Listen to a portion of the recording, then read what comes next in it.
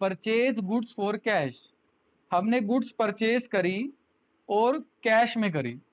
तो बेटा कल हमने ये पॉइंट पढ़ा था, गुड्स आई हैं कैश गया है, तो गुड्स के लिए क्या नाम यूज करते हैं हम बताओ? परचेज।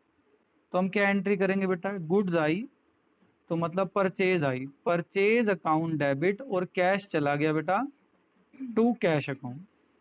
जब भी गुड्स परचेज करते हैं तो गुड्स के लिए हम क्या नाम यूज करते हैं बेटा? परचेज। तो गुड्स के लिए नाम यूज होगा परचेज, परचेज आई कैश चला गया, purchase account debit to cash account. यहाँ लिख दिया बेटा 20,000 और यहाँ पर भी क्या लिख दिया बेटा? 20,000। गुड्स आई कैश चला गया, purchase account debit to cash account. Jan 4, बोलो बेटा। जैन 4 में क्या लिखा हुआ है? Purchase goods from Subhash, goods खरीदी किससे? सुभाष से। गुड्स आई फिर से, तो debit word comes in purchase account debit. बेटा अगर कैश में आएगी तो कैश का नाम लिख देंगे, सुभाष से आई है तो किसका नाम लिख देंगे? सुभाष का। और अगर हम रूल से समझना चाहें तो बेटा रूल क्या कहता है कि अगर किसी का नेम आ जाए, और नेम कौन है? गिवर, सुभाष गिवर है, हमें कुछ दे रहा है, तो बेटा आपके पास पर्सनल अकाउंट क्या कहता है? Debit the receiver credit the giver. इसलिए सुभाष को हमने क्या कर दिया? क्रेडिट कर दिया, क्योंकि सुभाष कौन है? गिवर है। हमें हमारे पास गुड्स आई हैं किससे? सुभाष से, सुभाष इज अ गिवर, तो सुभाष को हमने क्या कर दिया? क्रेडिट कर दिया। आगे देखिए बेटा, Jan 5, purchase furniture for cash, furniture आया कैश में, बताओ बेटा।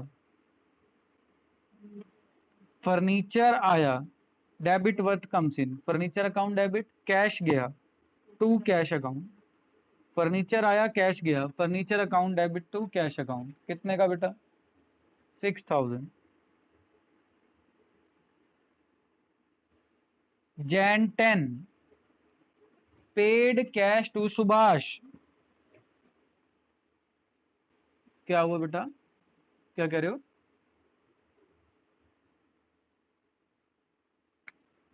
बेटा नरेशन अभी मैंने इसने नहीं लिखी, क्योंकि नरेशन में सिर्फ ये लिखना है being goods purchase for cash, being goods purchase from Subhash, being furniture purchase for cash. क्या ये आप लिख सकते हो नहीं लिख सकते? खुद बताइए, बीइंग बीइंग करके लिखना है, बताओ बेटा। लिख लोगे ना आप सब? पहला मैंने इसलिए समझाया ताकि आप लोगों को समझ आ जाए कि लिखना कैसे। अगर बेटा मैं अब हर किसी में लिखूंगा ना तो यहाँ टाइम खराब होएगा और हमारा फिर क्वेश्चन ज्यादा नहीं हो पाएंगे। ठीक है, मनन पूछ रहे हैं, मनन है ये? आइए बेटा, चलो जो भी था। Paid cash to Subhash, Subhash को कैश पे करना है बेटा। मुझे बताओ, ध्यान से देखो बेटा, हमने कौन सी ट्रांजैक्शन में सुभाष से उधार में खरीदा है बेटा? फोर्थ वाले में देखो, purchase account debit to Subhash, purchase आई थी, नाम लिखा था, पैसा चला जाता तो टू कैश लिखते, पैसा तो गया नहीं। इट मीन्स हमने किसके पैसे देने हैं बताओ? सुभाष के पैसे देने हैं।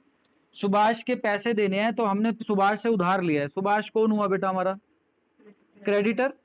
जिससे भी हम उधार लेते हैं वो हमारा पर्सन क्या होता है बेटा? क्रेडिटर होता है। बात समझ रहे हो या नहीं सब बच्चे? बताओ।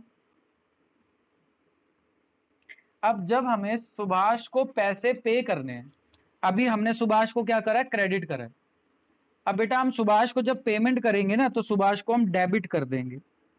ध्यान से समझो पहले, Subhash debit to cash account. हमने सुभाष को अब डेबिट क्यों करा? ध्यान से समझो बेटा, क्रेडिट किया तो हमारा वो क्या बन गया? क्रेडिटर। क्रेडिटर को खत्म करना है ना अगर आपको, तो जर्नल एंट्री में क्रेडिटर को खत्म कैसे करेंगे? उसका अपोजिट करके। क्रेडिटर कैसे बना था वो? क्रेडिट करके। तो उसका अपोजिट क्या होगा बेटा? डेबिट। तो सुभाष को डेबिट कर देंगे, इसका मतलब हमने उसकी पेमेंट कर दी, सुभाष खत्म हो गया। क्रेडिट से डेबिट अगर खत्म हो गया और कैश चला गया तो बेटा कैश को क्या कर देंगे? हम क्रेडिट कर देंगे। हाँ 8,000, यस यस बेटा 8,000 है। अच्छा वेरी गुड, 8,000 है। तो मुझे बताओ अभी भी हमने सुभाष के कितने पैसे देने हैं? 12 में से कितने निपटाए हैं? सिर्फ 8। तो अभी भी हमारे पास Subhash is still a creditor of rupees 4,000। क्या सबको बात समझ आ गई? बताओ बेटा। 12,000 का हमने उधार लिया था, 8,000 हमने निपटा दिए, 4,000 इज स्टिल अ क्रेडिटर। अब देखिए, purchase goods from Ravi for cash, goods खरीदी रवि से कैश में। बताओ बच्चों, गुड्स आई कैश में, अगर नाम लिखा हो और कैश लिखा हो तो बेटा कैश को प्रेफरेंस देनी है, नाम को नहीं देनी। जैसे आप किसी स्टेशनरी की शॉप पे गए, वो आपका अगर नाम जानता है, उसने बोला हाँ भाई प्रेम क्या हाल है, क्या चाहिए आपको, उसने बोला, प्रेम ने बोला मुझे एक पेन चाहिए, प्रेम ने स्टेशनरी शॉपकीपर ने उसे पेन दे दिया और प्रेम ने कैश दे दिया। तो इसका मतलब क्या है, प्रेम ने क्या किया, परचेज पेन किया, शॉपकीपर का नाम उसको भी पता है, फॉर कैश किया है। तो बेटा पेन आया और कैश चला गया, गुड्स आई और कैश चले गए। तो नॉर्मल तरीके से एंट्री करो, परचेज आया, purchase account debit to cash account, कितना बेटा 7,500। बोलो बेटा, क्या आप सबको बात समझ आ रही है यहां तक? जैन 17 देखिए, purchase goods from Ravi, goods खरीदी रवि से, क्या एंट्री करेंगे बेटा, गुड्स आई, परचेज अकाउंट डेबिट किससे आई, रवि से। अब नाम लिखना है बेटा, क्योंकि अब कैश नहीं गिवन, अब नेम गिवन है, तो इट मीन हम उधार ले रहे हैं। तो अब रवि को हमने फिर से क्या बनाया बेटा, क्रेडिटर बनाया। हाँ, कितने रुपए हमने लिए purchase goods from Ravi, that is 5,000।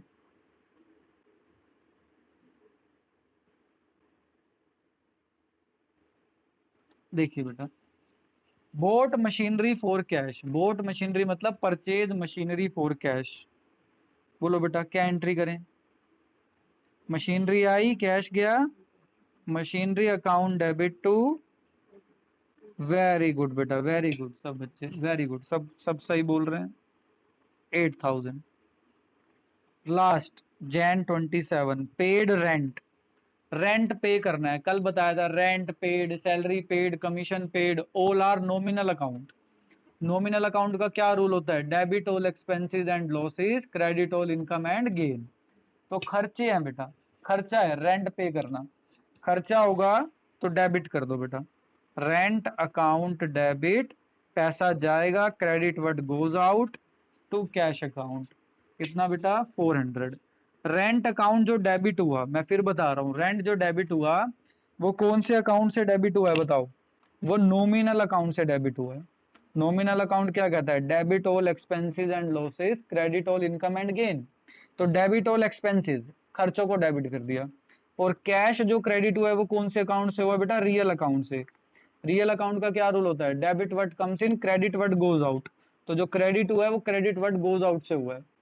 क्या मतलब है, क्या एक ही एंट्री में सर दो रूल लग सकते हैं? यस बेटा, दो रूल लग सकते हैं, डेबिट हुआ नॉमिनल के कॉन्सेप्ट से, क्रेडिट हुआ रियल के कॉन्सेप्ट से। बोलो बच्चों, क्या आप सबको बात समझ आई या नहीं? अब मैं आप सबको इस पेज की फोटो भेज रहा हूं बेटा, आप सबने